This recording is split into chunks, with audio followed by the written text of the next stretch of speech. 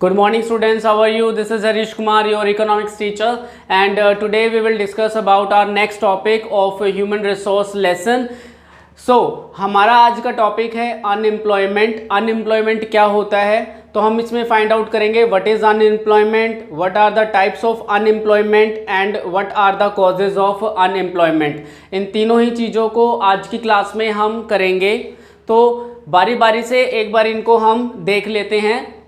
Okay students, तो अभी हम देखते हैं कि व्हाट इज अनएम्प्लॉयमेंट। अनएम्प्लॉयमेंट होता क्या है, हम इसे समझने की कोशिश करते हैं। जैसे कि डेफिनेशन यहाँ पर लिखी हुई है, unemployment may be defined as a situation in which the person is capable of working both physically and mentally at the existing wage rate but does not get a job. So अब इसका meaning क्या है? इसका meaning है कि एक ऐसी situation जिसमें कोई भी व्यक्ति फिजिकली एंड मेंटली क्या होता है, कैपेबल होता है, किसी भी काम को करने के योग्य होता है, लेकिन उसको कोई भी जॉब नहीं मिलती है। इस सिचुएशन को हम अनएम्प्लॉयमेंट की सिचुएशन कहते हैं। एक बार से दोबारा से समझने की कोशिश करते हैं। अनएम्प्लॉयमेंट एक ऐसी सिचुएशन होती है जिसमें कोई भी व्यक्ति फिजिकली और मेंटली और किसी भी वेज रेट पर काम करने के लिए रेडी होता है, तैयार होता है, लेकिन उसको कोई भी जॉब नहीं मिलती। इस सिचुएशन को हम क्या कहते हैं? अनएम्प्लॉयमेंट कहते हैं। अब अनएम्प्लॉयमेंट जो होता है वो रूरल एरियाज़ में अलग तरह की अनएम्प्लॉयमेंट होती है और अर्बन एरियाज़ में अलग तरह की अनएम्प्लॉयमेंट पाई जाती है। तो ये हमारी डेफिनेशन थी अनएम्प्लॉयमेंट की। अब हम बात करेंगे इसके टाइप्स की कि अनएम्प्लॉयमेंट कितने टाइप्स की होती हैं। ओके स्टूडेंट्स, अब हम बात करते हैं टाइप्स ऑफ अनएम्प्लॉयमेंट की। जैसे कि मैंने अभी आपको बताया था कि रूरल एरियाज़ में और अर्बन एरियाज़ में जो अनएम्प्लॉयमेंट होते हैं वो अलग अलग तरह के होते हैं। हमारे लेसन में सिर्फ तीन तरीके की जो अनएम्प्लॉयमेंट होती हैं उन्हीं के बारे में है। अनएम्प्लॉयमेंट काफ़ी तरीके का हो सकता है, तो जिन्हें हम हमारी आने वाली क्लासेस में पढ़ेंगे। तो अभी हमें किन चीज़ों पर फोकस करना है? रूरल एरियाज़ में जो ग्रामीण क्षेत्र होते हैं आपके, उनमें हमारे पास सीजनल अनएम्प्लॉयमेंट होती है, डिस्गाइज्ड अनएम्प्लॉयमेंट होती है, और जो हमारे शहर हैं अर्बन एरियाज़ जो हैं उसमें एजुकेटेड अनएम्प्लॉयमेंट पाई जाती है। तो अभी हम बारी बारी से इन सभी को देखते हैं कि सीजनल अनएम्प्लॉयमेंट क्या होती है, डिस्गाइज्ड अनएम्प्लॉयमेंट क्या होती है और एजुकेटेड अनएम्प्लॉयमेंट क्या होती है। स्टूडेंट्स, तो हमारी जो सबसे पहली जो अनएम्प्लॉयमेंट की सिचुएशन है वो है सीजनल अनएम्प्लॉयमेंट। सीजनल अनएम्प्लॉयमेंट क्या होता है? A situation of unemployment when people do not have work during certain seasons of the year. Unemployment की एक ऐसी सिचुएशन जहां साल के किसी एक निश्चित सीज़न में लोगों के पास कोई भी काम नहीं होता।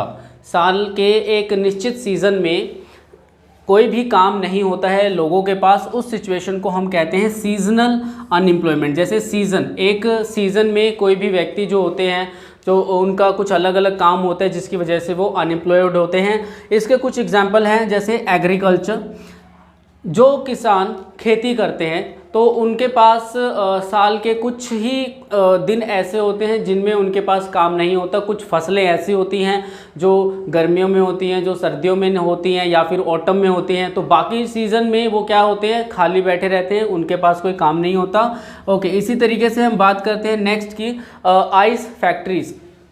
आइस का जो प्रोडक्शन ज़्यादा होता है गर्मियों के समय में इसकी डिमांड बढ़ती है, और जब इसकी डिमांड बढ़ती है तो इसका प्रोडक्शन होता है। अदरवाइज़ इसकी ये भी हमारा सीजनल अनएम्प्लॉयमेंट का एक पार्ट है। उसके बाद हम बात करते हैं वुलन प्रोड्यूसिंग। ऐसी कंपनी, ऐसी फैक्ट्रीज, ऐसे लोग जो ऊन से रिलेटेड काम करते हैं या फिर रुई से रिलेटेड काम करते हैं। जैसे फॉर एग्जांपल कोई रज़ाई, अगर कोई रज़ाई का काम करता है तो उसकी डिमांड सिर्फ सर्दियों में ही बढ़ेगी, उसकी डिमांड गर्मियों में नहीं होगी। तो जो बाकी का जो समय होता है ईयर का वो उसमें खाली होते हैं, तो इसी को हम सीजनल अनएम्प्लॉयमेंट कहते हैं। तो अभी हम बात करते हैं हमारी नेक्स्ट अनएम्प्लॉयमेंट की, जिसे हम कहते हैं डिस्गाइज्ड अनएम्प्लॉयमेंट। अब डिस्गाइज्ड अनएम्प्लॉयमेंट क्या होता है? इट इज़ अ सिचुएशन, ये एक ऐसी सिचुएशन होती है in which more people are doing work than actually required. ये एक ऐसी सिचुएशन होती है जिसमें ज़्यादा लोग काम करते हैं किसी भी जगह पर, एक्चुअली रिक्वायर्ड, जितने रिक्वायर्ड होते हैं उससे ज़्यादा लोग काम करते हैं। Even if some are withdrawn, अगर उनमें से कुछ को हटा भी दिया जाए, प्रोडक्शन डज नॉट सफ़र, जो प्रोडक्शन है उसके अंदर कोई भी कमी नहीं आएगी। ठीक है, फॉर एग्जाम्पल जैसे एग्रीकल्चर, सपोज एक किसान है और वो एक खेत से 100 किलो चावल का उत्पादन करता है। अब वो किसान अकेला उस खेत में काम करता है। अब वो क्या करता है, उसके 2 बेटे हैं, वो उन दोनों बेटों को भी अपने साथ काम के लिए लगा लेता है। ठीक है, अब 3 लोग काम करते हैं उसी खेत में, लेकिन जो प्रोडक्शन है वो उतना का उतना ही रहता है। तो जो प्रोडक्शन है उसमें कोई भी चेंज नहीं आता। ठीक है, इसी को हम डिस्गाइज्ड अनएम्प्लॉयमेंट कहते हैं। तो जो बच्चे एक्स्ट्रा एग्रीकल्चर में लगे हुए हैं वो हमारे डिस्गाइज्ड अनएम्प्लॉयमेंट का हिस्सा है। उनका होना या ना होना कोई भी फ़र्क नहीं पड़ता प्रोडक्शन के ऊपर। इसी तरीके से जैसे डेयरी, सपोज कि कोई डेयरी है, किसी के पास गाय भैंसों का कोई काम करता है, 3 लोग देखभाल करते हैं और वो दूध का प्रोडक्शन करते हैं, और 3 की जगह अगर वो घर के बाकी सदस्यों को भी उस काम में इन्वॉल्व कर लेते हैं तो प्रोडक्शन उतना ही होगा, प्रोडक्शन कम नहीं होगा। इसी तरीके से सपोज़ किसी के पास कोई जनरल स्टोर है, किसी की कोई दुकान है, ओके, सुबह जो दुकान का मालिक है वो बैठता है, शाम को उसकी पत्नी बैठ जाती है दुकान पर, और इवनिंग में उसके बेटे बैठ जाते हैं दुकान पर। ठीक है, देखने में लगता है कि पूरी की पूरी फैमिली जो है वो कमाई कर रही है, पूरी की पूरी फैमिली लगी पड़ी है काम करने के लिए, लेकिन एक्चुअल में जो प्रोडक्शन होता है, प्रोडक्शन उतना ही होता है, चाहे दुकान पर मालिक बैठे, उसकी वाइफ बैठे या फिर उसके बच्चे बैठे। ठीक है, माल उतना ही बिकेगा जितना की डिमांड होगी। तो उन लोगों के बैठने से, शॉप पर उन लोगों के बैठने से जो आपका प्रोडक्शन है, जो आपकी इनकम है, उसमें कोई ज़्यादा अंतर नहीं आता या फिर वो ज़ीरो के बराबर होती है। इसीलिए इसको हम डिस्गाइज्ड अनएम्प्लॉयमेंट कहते हैं। एक्चुअली रिक्वायर्ड, इतने लोग काम करते हैं जितना रिक्वायर्ड है तो ठीक है। अगर वो ज़्यादा लोग उसमें काम करते हैं किसी भी चीज़ के अंदर, फर्म के अंदर, डेयरी के अंदर, जनरल स्टोर के अंदर, तो वो जो लोग होते हैं वो डिस्गाइज्ड अनएम्प्लॉयमेंट का हिस्सा होते हैं।